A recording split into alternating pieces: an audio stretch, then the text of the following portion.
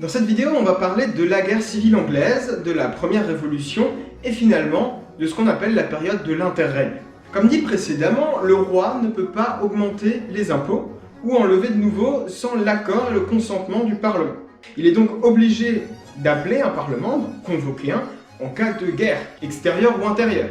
Or, Charles Ier, le fils de Jacques Ier, fait tout depuis le début de son règne, en 1625, pour gouverner sans le Parlement, ce qu'on appelle la période du personal rule, du règne personnel.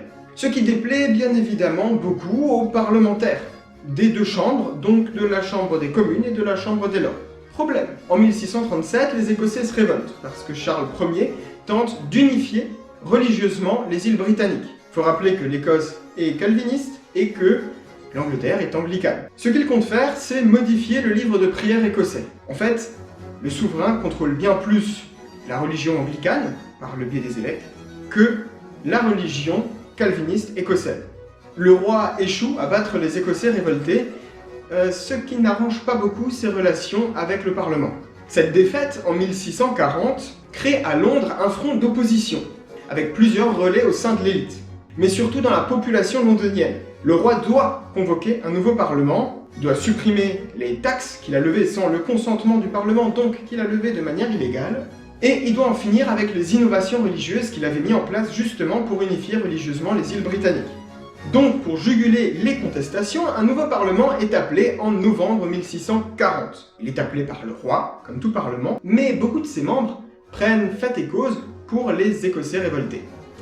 La mise en place de ce Parlement dans un contexte interne qui est extrêmement tendu provoque une flambée des idées révolutionnaires et des idées antipapistes, c'est-à-dire des idées contre les catholiques. D'autant plus que dans la même période, les Irlandais se révoltent aussi, ce qui laisse planer la rumeur d'un popish plot, donc d'un complot papiste. Et on a aussi une forte volonté de réforme dans le même temps de la religion anglicane, parce que de nombreux anglicans considèrent que leur religion n'est clairement, mais alors clairement, pas assez protestante, et qu'on a encore beaucoup trop de catholicisme dans la religion anglicane. D'autant plus qu'on a eu des changements dans le sens opposé lors du règne de Charles Ier. C'est ce qu'on peut appeler le début de l'Angleterre puritaine. L'émergence de ces nouvelles idées religieuses est liée à l'usage important de l'imprimerie, ça il faut bien l'avoir en tête, qui permet à des Londoniens de lancer des pétitions qui peuvent avoir un franc succès, mais aussi de lancer des nouveaux journaux qui s'échangent sur les places publiques, même des journaux qui sont théoriquement interdits. Ce bouillonnement des idées mène à une polarisation de la vie publique anglaise, c'est-à-dire qu'on a des soutiens du roi, qui sont parfois catholiques, mais pas tout le temps, et on a de l'autre côté des soutiens du puritanisme, donc des soutiens de protestants plus durs, et des soutiens du Parlement. Donc on a deux clans séparés. Le 30 décembre, Charles Ier fait arrêter 12 évêques qui sont contre lui, et 5 jours plus tard, il fait arrêter les membres de l'opposition à sa politique au sein de la Chambre des communes. Ce à quoi le Parlement répond par la levée d'une armée. C'est le début de la guerre civile anglaise, entre les cavaliers, donc ceux qui sont royalistes, et les Roundheads, les têtes rondes, ceux qui sont pour les parlementaires. Les combats et l'usage constant de l'imprimé lors de la guerre provoquent une polarisation de la vie politique, et provoquent aussi la naissance de mouvements radicaux, donc de mouvements qui cherchent à en finir avec le système monarchique, des mouvements républicains. Dans le même temps, jamais vraiment les négociations ne s'arrêtent entre le Parlement et le roi. Malgré les défaites successives des troupes royales, en particulier après 1645, Charles Ier n'a jamais eu l'intention de faire baisser son propre pouvoir.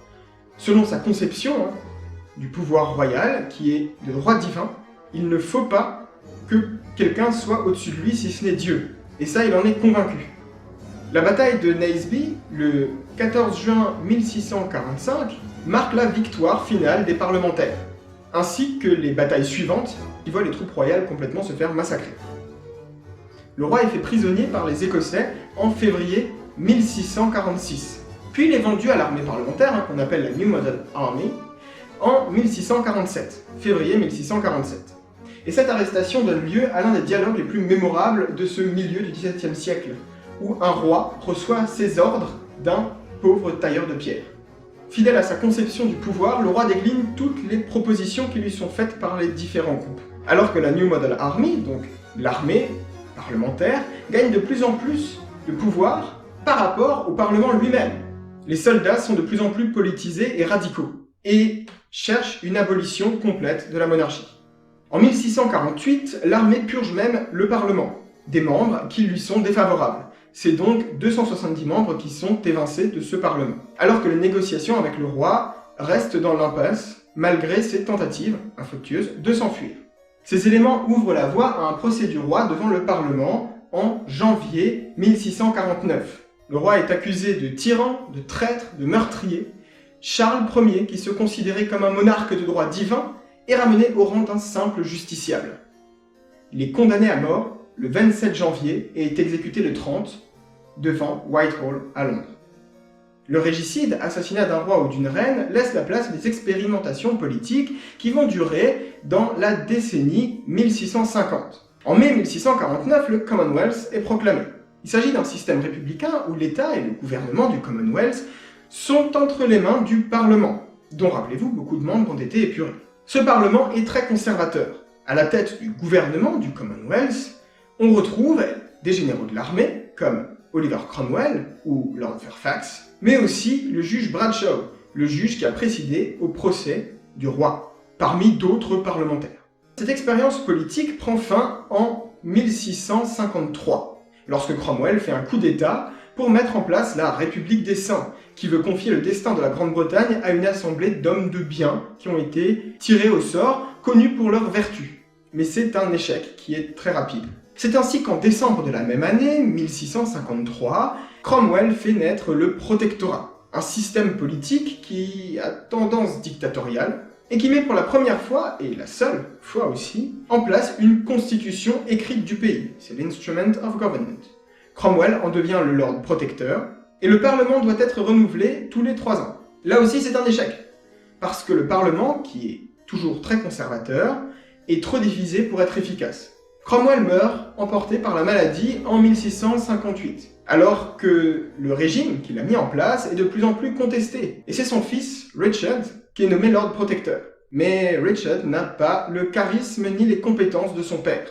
C'est ainsi que Charles II Stuart, en exil dans les Provinces-Unies, à Breda, aux Pays-Bas, déclare le 4 avril 1660 sa volonté de gouverner, non pas contre le Parlement, mais en accord avec lui, comme les rois d'antan. C'est le statu quo qui est maintenu. On est en réalité de retour à la case départ, car le nouveau souverain compte bien régner comme son prédécesseur, et comme son voisin d'outre-Manche, Louis XIV, à la même période. Merci à tous et à toutes d'avoir regardé cette vidéo, j'espère qu'elle vous aura éclairé sur l'Angleterre du XVIIe siècle, et on se rejoindra plus tard pour une autre vidéo. Ciao!